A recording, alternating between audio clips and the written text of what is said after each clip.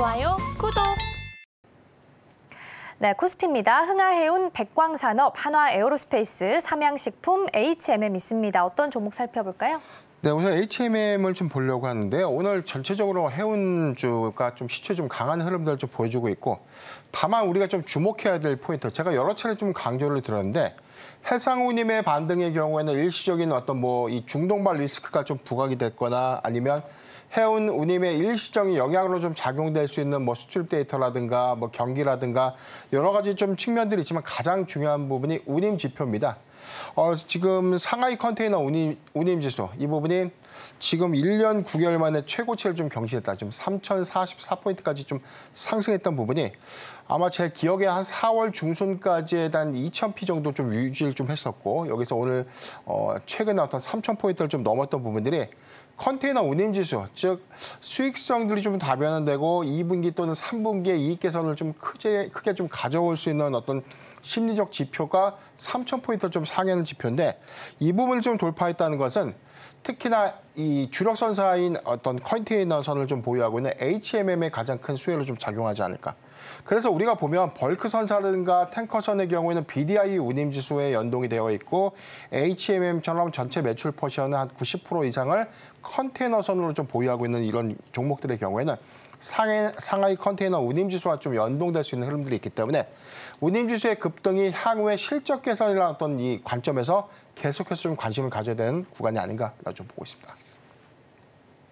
네, 첫 번째로는 HMM 살펴봤습니다. 말씀해주신 것처럼 상하이 컨테이너 지수가 이제 3,000선 넘어서서 3,044선까지 발표가 된 상황입니다. 일부 리포트에서는 4,000 이야기도 나오고 있어서 흐름은 좀 더 체크해 보시면 좋지 않을까 싶습니다. 자, 이어서 코스닥 시장도 함께 확인해 보시죠. 네, 코스닥입니다. 오스코텍, 휴온스, DNC미디어, ABL바이오, VT 있습니다. 어떤 종목 살펴볼까요? 네, 오스코텍을 지금 보고 있는데요. 현재 13.8% 상승한 34,850원 가격 형성을 좀 하고 있는데, 아스코 2024가 지난주 금요일에 좀 개최가 좀 됐었죠. 여기에 더해서는 유한양행이 지금 이 존슨앤존슨의 이 자회사 얀센과의 지금 리브리반트와 랭라자의 병용치료제 임상 3상에 관련된 성과가 좀 발표가 됐었고, 이 부분이 우리가 좀 정맥 주사로 항암제를 투여했던 방식을 우리가 지금 피하 주사라고 해서 이 살에다 좀 맞는 주사거든요. 피하 지방, 즉 SC 제형제로 전환했을 때에 대한 중환값들이 굉장히 좀 높아졌다. 즉 50%를 좀 초과했던 이슈와 오히려 부작용도 감소됐다라는 긍정적인 어떤 유효성, 이 부분이 오늘 수급 기대감으로 좀 작용을 했고, 전체적인 부분에서는 지금 임상 데이터에 대한 5건에 관련된 결과값이 지난 3분기에 좀 유럽 종양학회에서 경쟁 약물이었던 아스트라제네카의 어떤 비교 약물보다는 중환값이 조금 미흡했다, 이런 평가가 이번엔 크게 좀 개선됐다는 측면에서 8월에 미국 FDA 약물 승인 기대감들이 좀 더 높아지는 관점에서 수급 기대감은 좀 이어지지 않나라고 좀 보고 있습니다.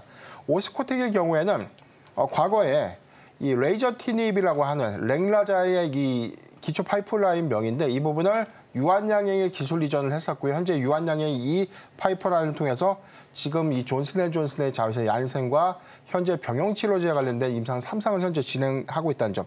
향후에 시판 허가가 좀 진행이 된다면 마일스톤 플러스 로열티에 관련된 수용 관점에서 오스코텍도 계속해서 좀 주목해야 되는 종목이 아닌가라고 좀 말씀드리겠습니다.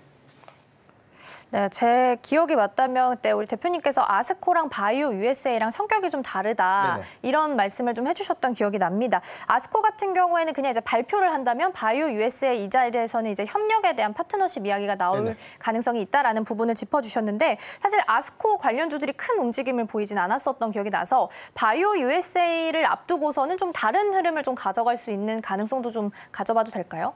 일단은 개별적인 부분이에요. 지금 단순하게 우리가 임상 관련된 성과를 단순하게 좀 이야기하거나 기초 파이프라인을 공개하거나 아니면 어떤 부분에 대한 성과라든가 전략을 좀 제시하는 것보다 지금처럼 유한양행이 임상에 관련된 성과, 그래서 우리는 이렇게 좋아졌습니다, 또는 이렇게 안정성이라든가 유효성들이 좀 높아졌고 환자의 생존율들이 증가됐거나 중환값들이 크게 좀 개선됐거나 이런 부분들에 대한 긍정적인 어떤 발표 부분이 시판 허가라는 기대감들 좀 더 키울 수 있다는 거죠. 그래서 우리가 HLB와 좀 비교를 해본다면 HLB의 경우에는 승인 실패로 좀 이어졌지만 지금 유한양행의 랭라자의 경우에는 사실상 병용치료의 어떤 성과 부분이나 시판 허가에 관련된 기대치들이 굉장히 좀 높아진 상태에서 긍정적인 성과를 좀 발표했다는 부분이었기 때문에 아스코 2024를 좀 기점으로 본다면 8월까지에 대한 시판 허가 모멘텀을 특히 더 주목해 볼 필요가 있다라고 좀 말씀드렸습니다. 좋아요, 구독.